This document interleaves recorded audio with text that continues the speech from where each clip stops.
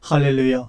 오늘 하나님께서 우리에게 주시는 생명의 말씀은 구름 타고 오시라는 제목의 양식을 함께 나누도록 하겠습니다.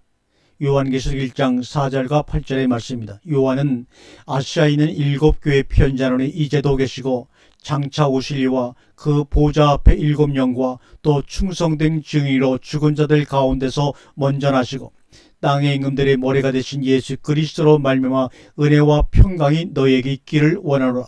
우리를 사랑하사 그의 피로 우리 죄에서 우리를 해방하시고 우리를 나라와 제사장으로 삼으신 그에게 영광과 능력의 제세대로 있기를 원하노라. 아멘. 볼지어다 구름 타고 오시리라. 각인의 눈이 그를 보겠고 그를 찌른 자들도 볼 터이요 땅에 있는 모든 족속이 그를 인하여 애곡하리니 그러하리라. 아멘. 오늘 4절과 8절 말씀 중에서 6절과 7절만 한번 원어 성경으로 읽어보고 그 원문을 직접 우리가 한번 정확히 번역을 해보도록 하겠습니다. 카이 에포예센 헤마스 바실레야 하히 에레이스 토 네오 카이 파틀리 아우토 해 녹사 카이토 크라토스 에이스투스 아이오나스 톤 아이오논 아멘. 7절입니다. 이두 에르케타이 메타톤 네페론 카이 옵세타이 아우톤 파스 오프달모스 카이 호이티네스 아우톤 엑센켄테사 카이 콥손타이 엣 아우톤 파사이 하이 질라이 데스게스나이 아멘. 이것을 한번 그대로 우리가 직역을 해보도록 하겠습니다. 6절과 7절을 직역한 것을 여기에 기록해 놓았습니다. 우리를 그의 아버지에게 그리고 하나님에게 속한 나라와 제사장으로 삼으셨다. 영광과 능력이 세세토록 아멘. 보라 그가 구름과 함께 오신다. 그리고 모든 눈이 그를 볼 것이다. 또한 어떤 자들이 그를 찔렀고 땅에 있는 모든 족속이 그 위에서 애곡할 것이다. 이렇게 사역을 해봤습니다. 어느 종교와 사상을 막론하고 내세와 관련이 없는 종교는 단 한 군의 종교도 없습니다.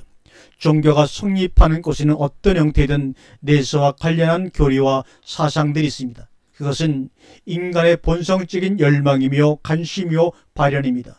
인간이 죽음에 예속되어 있다는 사실과 인간의 실존성은 종말에 대한 관심으로 자연스럽게 이끌려집니다. 때문에 종교가 종말론에 대해 도외시할 수 없다는 사실은 어쩌면 본성적인 것이요 자연스러운 것입니다. 거기에서 종교는 싹트고 시작되며 종교의 생명이 계속되게 하는 요인이라고 할 수가 있지요. 종말론 사상은 기독교만의 독특한 사상이 아닙니다. 모든 종교와 철학에서 지나칠 수 없는 영원한 주제요 형이사학적인 관심사입니다. 이것이 각 시대마다 시대의 사안과 사회 심리가 적당히 어우러져 신천신제에 대한 혹세의 무민으로 역기능의 역할을 해오고 있다는 사실은 역사의 증언으로 충분히 인지가 됩니다. 그것은 작금의 사항에서 더욱더 기승을 부리고 있습니다. 그럼에도 불구하고 각 종파들의 말세로는 자신들이 세우는 교리들을 좀 더 강화해 나갈 뿐 반성적으로 그 의미를 되새겨보려 하지 않는데 큰 문제가 있습니다. 더욱 철저하게 종말론 사상들은 맹의를 떨치면서 자신들의 기득권과 신앙적 체계를 유지시켜주는 버팀목으로 역할을 톡톡히 해내고 있습니다. 물론 중세 기독교의 내세관에 대한 종교개혁일 때 혁신으로 일단의 반성이 있었던 것은 사실이나 역시 종교개혁에서 채택되고 수용된 말세관에 대한 반성이 새롭게 제기되고 시도되지 않으면 안 됩니다. 일각에서 즉 이성주의자들에 의한 반성이 없는 것은 아니었습니다. 그러나 이성주의자들의 반성이 아닌 기독교 내부에서의 진지한 검토와 토의가 이루어지지 않으면 안 된다는 생각입니다. 오늘의 상황에서 그러한 것을 기대한다는 것 자체가 헛소리에 불과하다는 것도 잘 압니다. 이 시대의 기독교에 그러한 것을 기대한다는 것은 장단지로 아이를 낳기를 기대하는 것과 같은 것일지도 모를 일입니다. 일반적으로 종말론이라는 명칭은 에스카토스, 최후와 레곤, 말하는 것에서 유래했습니다. 이 명칭은 성경에서 언급되는 말일들 에스카타이, 메라이, 그리고 말세, 에스카톤, 톤, 크포로논, 크로논, 또 마지막 때 에스카테, 후라 등의 성구를 기초로 하여 종말론이 언급이 되고 있습니다. 이러한 일반적인 명칭 아래서 논의되고 있는 내수론의 내용은 작금의 일단의 한시적 종말론자들의 형태에서 쉽게 엿볼 수 있듯이 이 시대적 종말론과 관련하여 언급을 하고 있습니다. 흔히 신학에서는 이러한 인류의 종말과 관련한 종말론을 일반적 종말론 아래 묶어서 논의하고 개인의 출생과 사망, 개인의 종말에 관한 것을 일반적인 종말론과 분류하여 개인적인 종말론으로 취급을 하고 있습니다. 이렇게 이혼하여 때마다 인류의 종말에 대한 애고와 불특정 미래의 사실에 대한 종말관을 강조하므로 현재 개인의 삶을 제한하고 묶어놓는 종교적 제어장치의 역할을 하고 있었던 것입니다. 그것이 사회학적으로 일면 순기능적 역할을 하는 것도 사실입니다. 즉 종말관이 개인의 윤리적인 삶을 제어하게 하고 도덕적 순결을 유지케 하는 선한 역할을 한다고 보는 견해라 할 수가 있지요. 종교의 사회적 역할에 대한 일반 사회문화적 욕구와 시각일 수가 있습니다. 흐트러지기 쉬운 현대인들에게 계시적 종말 사상은 의미 있는 것이고 참으로 필요한 것이라는 견해입니다. 최소한의 윤리적 삶을 유지케 해주는 소중한 역할을 내세 종교는 해주고 있다고 보는 것입니다. 말세론의 세분화된 주제들도 매우 다양합니다. 그리스도의 재림을 필두로 해서 성도의 부활과 변화, 천년 왕국설, 일반적인 부활이라든지 최후의 심판이나 선인과 악인의 구별, 그리고 지상 천국론이나 오늘날 유행하고 있는 휴거 사상 등입니다. 그러나 이렇게 다양한 주제들은 사실 하나의 묶음과 고리에 연결되어 있어서 따지고 보면 나누어서 생각할 수 없는 것입니다. 여기서 우리가 논의할 때 이러한 모두를 다 취급할 수는 없지요. 그러나 어느 하나 분리될 수 없다는 것을 여러분에게 앞서 말씀을 드립니다. 하나로 연결고리를 가지고 있음을 인지해야 되는 부분입니다. 일일이 언급되고 있지는 않는다 하더라도 그 모든 것을 동시에 말하고 있는 것이 말하고 있는 것이 될 수 있다는 것을 미리 언급하는 것입니다. 구름 타고 오시리라. 구름 타고 오시리라. 이것이 오늘날 흔히 일반 평신도들이 갖고 있는 말세론을 가장 잘 함축해주고 있는 문장입니다. 구름 타고 오시리라. 오죽하면 찬송가에도 다음과 같은 가사가 있습니다. 먼 하늘 이상한 구름만 떠도 행여나 내 주님 오시는가에 머리 들고 멀리 바라보는 마음 오 주여 언제나 오시렵니까. 과거에 많은 우리 어른들이 불렀던 찬송가입니다. 물론 낭만적인 시적 언어로 형상화해서 표현할 수는 있을 것입니다. 그러나 이를 그러한 문학적 비유 언어로 이해하고 이 찬송가를 부르는 성도들이 얼마나 있을까요? 실제로 구름을 타고 오신다는 사실에 대하여 의아해하거나 물음을 갖지 않습니다. 그러한 물음을 갖는 것은 불경하게 느껴질 뿐더러 불신앙의 소치요 성경을 모르는 무지한 자들의 물음으로 치부되어 오기가 십상이었습니다. 왜냐하면 예수는 제자들이 보는 가운데 구름 위로 올라가셨을 뿐만 아니라 성경은 다음과 같이 말씀을 하고 있기 때문입니다. 사도행전 1장 10절과 11절의 말씀입니다. 올라가실 때 제자들이 자세히 하늘을 쳐다보고 있는데 흰옷 입은 두 사람이 저희 곁에 서서 가로되 갈릴리 사람들 어찌하여 서서 하늘을 쳐다보느냐. 너희 가운데서 하늘로 올려오신 이 예수는 하늘로 가심을 본 그대로 오시리라 하였느니라. 그래서 구름 위로 올려가신 그대로 오실 것을 오늘날도 모든 성도들이 간곡히 기다리고 있습니다. 올려가신 그대로 오시리라는 말씀이 성취될 날이 있을 것이기 때문입니다. 이것이 기독교의 중요한 신앙의 토대를 이루는 종말론 신앙의 근간을 형성하는 말씀입니다. 그래서 공중재림을 그렇게 고대하고 있는 것입니다. 공중혼인잔치를 꿈에도 소망으로 삼고서 신앙생활을 하고 있습니다. 뿐만 아니라 마태복음 24장 30절과 31절에 그때 인자의 징조가 하늘에서 보이겠고 그때 땅의 모든 족속들이 통곡하며 그들이 인자가 구름을 타고 능력과 큰 영광으로 오는 것을 보리라. 저가 큰 나팔 소리와 함께 천사들을 보내리니 저희가 그 택하신 자들을 하늘 이 끝에서 저 끝까지 사방에서 모으리라. 또 형제들아 자는 자들의 간에는 너희가 알지 못함을 우리가 원치 아니하노니 이는 소망 없는 다른 이와 같이 슬퍼하지 않게 하려 함이라. 우리가 예수에 죽었다가 다시 사심을 믿을진데 이와 같이 예수 안에서 자는 자들도 하나님이 저와 함께 데리고 오시리라. 우리가 주의 말씀으로 너희에게 이것을 말하노니 주 강림하실 때까지 우리 살아남아 있는 자도 자는 자보다 결단코 앞서지 못하리라. 주께서 호령과 천사장의 소리와 하나님의 나팔로 친히 하늘로 쫓아 강림하시리니 그리스도 안에서 죽은 자들이 먼저 일어나고 그 위에 우리 살아남은 자도 저희와 함께 구름 속으로 끌어올려 공중에서 주를 영접하게 하시니 그리하여 우리가 항상 주와 함께 있으리라. 그러므로 이 여러 말로 서로 위로하라고 데살로니가전서 4장 18절과 13절과 18절에 말씀을 하고 있습니다. 이러한 말씀들에 근거하여 신앙인들의 종말관이 형성됩니다.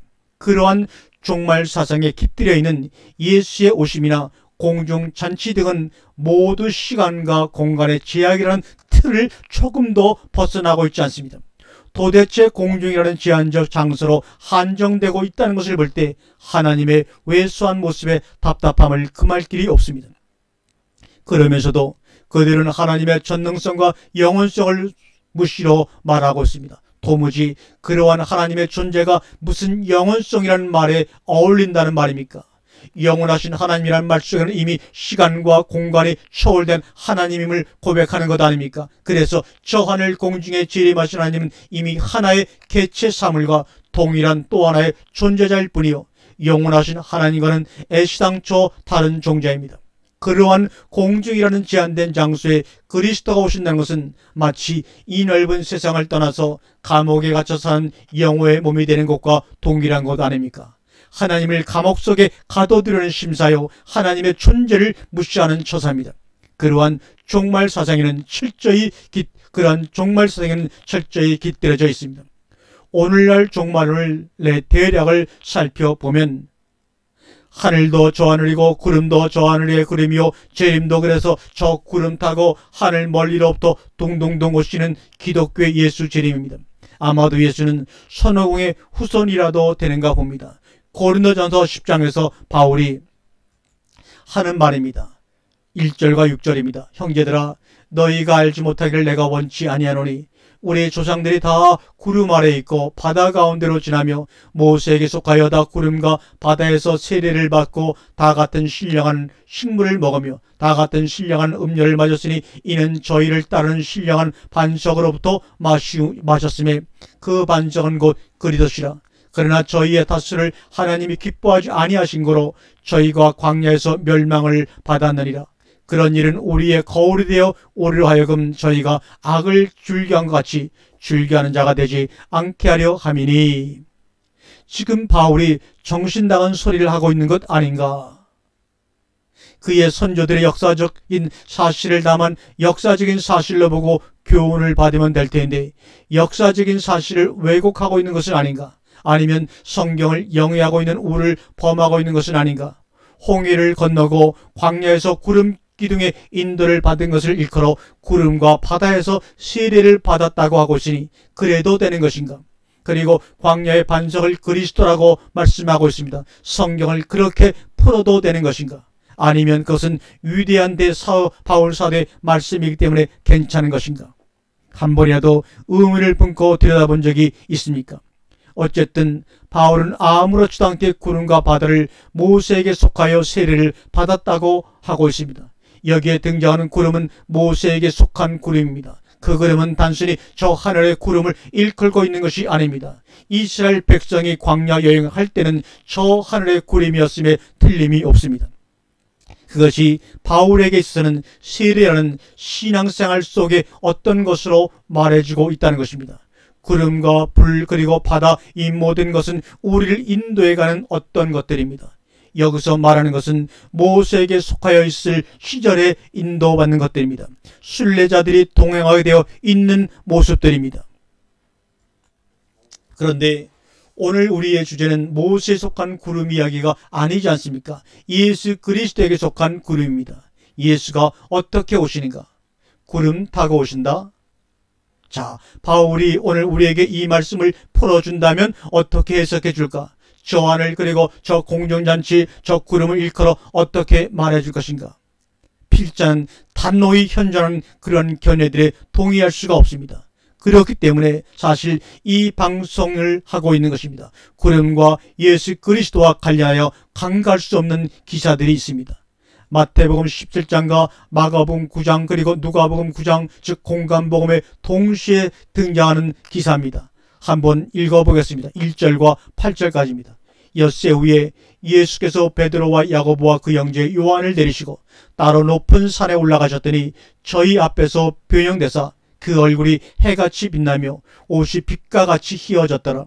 때에 모세와 엘리야가 예수로 더불어 말씀하는 것이 저희에게 보이거늘 베드로가 예수께 여짜오되 가로되 주여 우리가 여기 있는 것이 좋사오니 주께서 만일 원하시면 내가 여기서 초막새들 짓되 하나는 주를 위하여 하나는 모세를 위하여 하나는 엘리야를 위하여 하리이다. 말할 때 호련히 빛난 구름이 저희를 덮음에 구름 속에서 소리가 나서 가로되 이는 내 사랑한 아들이요 내 기뻐하는 자니 너희는 저희 말을 들으라 하는지라. 제자들이 듣고 엎드리어 심히 두려워하니 예수께서 나와 저희들에게 손을 대시며 가라사대 일어나라.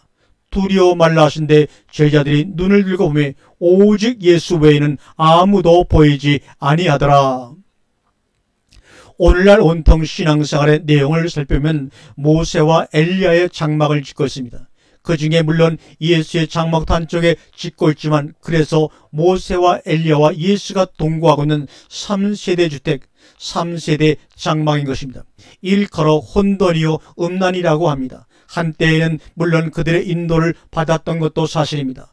어찌 모세의 인도를 받지 아니하고 출애굽을 할 수가 있었겠으며 광야 생활을 유지할 수 있었겠습니까? 엘리야가 아니고서 살아계신 하나님의 실제성을 경험할 수 있었겠으며 바알신의 허구를 알 수 있었겠습니까? 더군다나 그에 의해서 오늘의 내가 있는 것이 사실일 터입니다.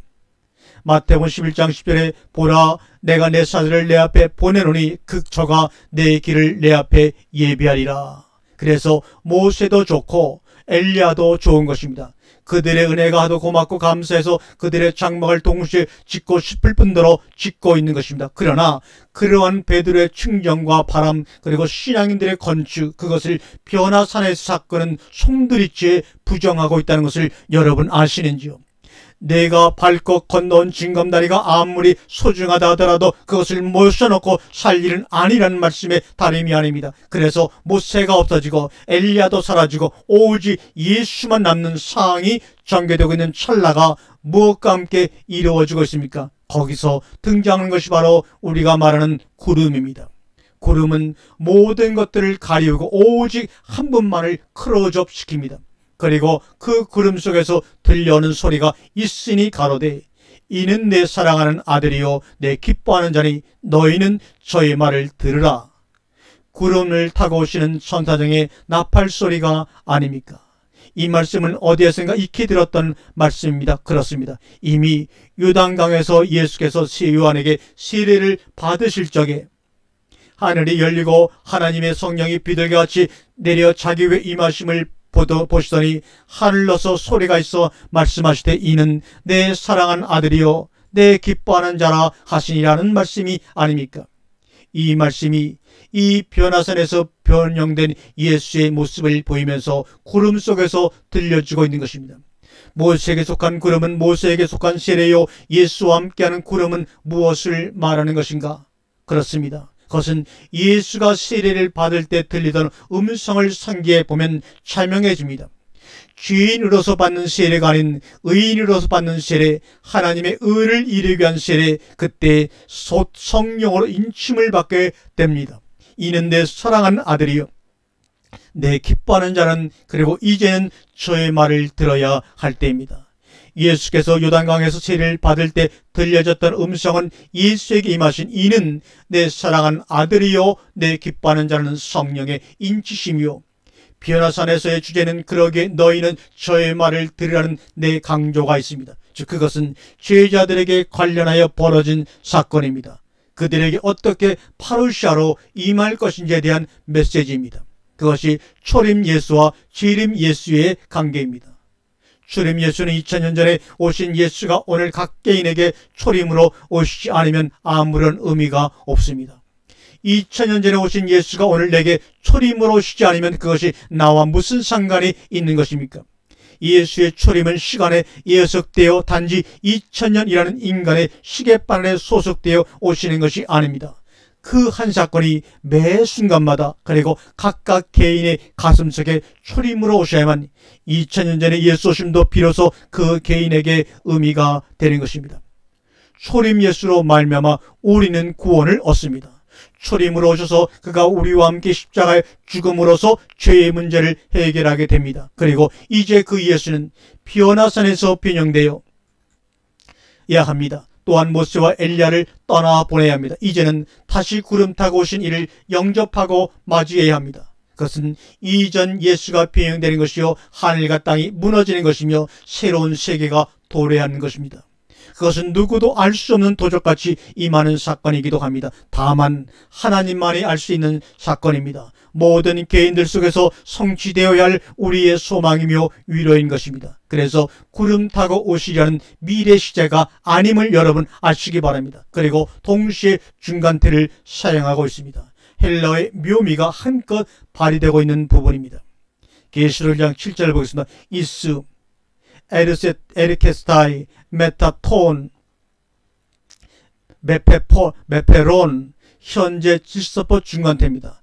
메타톤 네페론 구름 타고 구름과 함께 오시리라 현재 질서법이지 우리가 말하는 언제 미래가 아닙니다. 베드로는 이 변화선의 사건을 생생하게 베드로서 1장 16절에 이렇게 기록합니다. 우리가 주 예수 그리스도의 능력과 강림하신 것을 너희에게 알게 한 것이 공교히 만든 이야기를 쫓은 것이 아니며 우리의 그의 크신 위엄을 친히 본 자라고 고백하고 있습니다. 여기서 말하고 있는 그리스도의 강림은 무엇을 말하는 것입니까? 바로 파루시아를 말하는 것입니다. 마태복음 24장에 나오는 인자의 임함이 바로 파루시아요, 고린도전서 15장 23절에 그리스도의 강림이 바로 파루시아입니다. 흔히 지름을 말하는 성경의 구절들은 곧 파루시아라는 개념으로 쓰이고 있습니다. 그러한 그리스도의 능력과 강림하심을 베드로는 지금 말하고 있습니다. 계속하여 보도록 하겠습니다. 지극히 큰 영광 중에서 이러한 소리가 그에게 나기를 이는 내 사랑하는 아들이요 내 기뻐하는 자라 하실 때 저가 하나님 아버지께 존귀와 영광을 받으셨느니라. 이 소리는 우리가 저와 함께 거룩한 산에 있을 때 하늘로서 나옴을 들은 것이라고 말합니다. 변화산의 사건을 곧바로 예수 그리스도의 파루시아 즉 다시 오심과 연관하여 베드로는 말씀하고 있습니다. 거기에 덧붙여서 말씀이 이어지고 있습니다. 계속 보겠습니다. 또 우리에게 확실한 애원이 있어 어두운 데 비치는 등불과 같으니 날이 새어 샛별이 너희 마음에 떠오르기까지 너희가 이것을 주의하는 것이 가니라. 먼저 할 것은 경의 모든 애원은 사사로이 풀 것이 아니니 애원은 언제든지 사람의 뜻으로 낸 것이 아니요 오직 성령의 감동하심을 입은 사람들이 하나님께 받아 말하는 것임이라고 말합니다. 도무지 샛별과 같이 확실하게 마음에 떠오르기까지는 말하지 말라는 것입니다. 따지고 보면 변화산 사건 이후에 예수께서 제자들에게 일러드는 말씀도 이와 무관하지 않습니다. 마태복음 17장 9절입니다. 인자가 죽은 자 가운데서 살아나기 전에는 본 것을 아무에게도 이르지 말라 하시니 그런데 이제 베드로는 그것을 말하고 있습니다. 그 변화산의 사건을 파루시아와 관련하여서 이제 그에게 있어 그것은 공교한 말이거나 불분명한 것이 아니라 샛별과 같은 분명한 것이기에 말할 수 있다는 것입니다. 누가 감히 애언을 사사로이 풀고 있는가? 현재 필자가 그렇게 사사로이 풀고 있는 것은 아닌가? 그러나 생각해 보세요. 이것은 베드로의 이야기가 아닙니까? 변화산에 그러한 것을 파루시아로 푸는 것은 베드로의 언급입니다. 그런데 말입니다. 오늘 이 방송에서 언급되지 않는 많은 부분이 있습니다.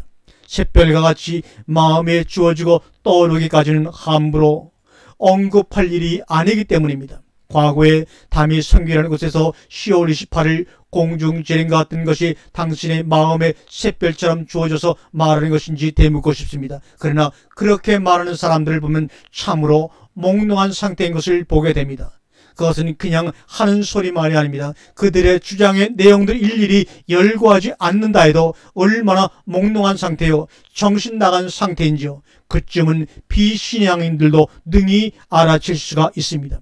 그런데 그러한 한시적 종말관이 아니더라도 공중재림의 일반적인 종말관이 과연 당신 개인에게 샛별처럼 확실하게 주어진 것인가?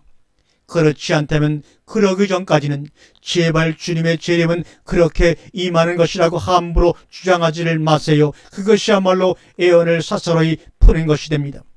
훌륭한 신학자가 그렇게 말했다는 것으로 당신의 주장의 근거로 삼아서는 절대로 안 됩니다. 베드로의 경고처럼 샛별이 여러분의 마음에 떠오르기까지는 주의하는 것이 가합니다.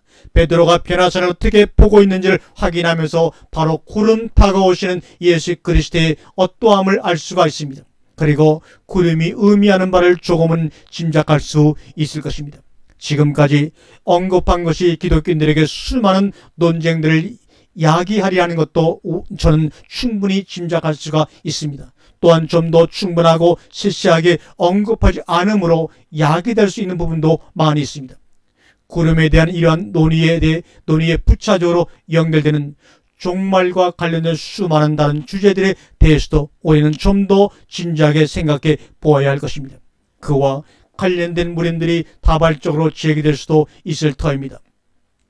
그러나 이 방송은 다만 물음 제기와 동시에 이 시대에 풍미하고 있는 종말론 사상의 허구의 일단을 개인의 신앙적인 차원에서 논의해 본 것입니다.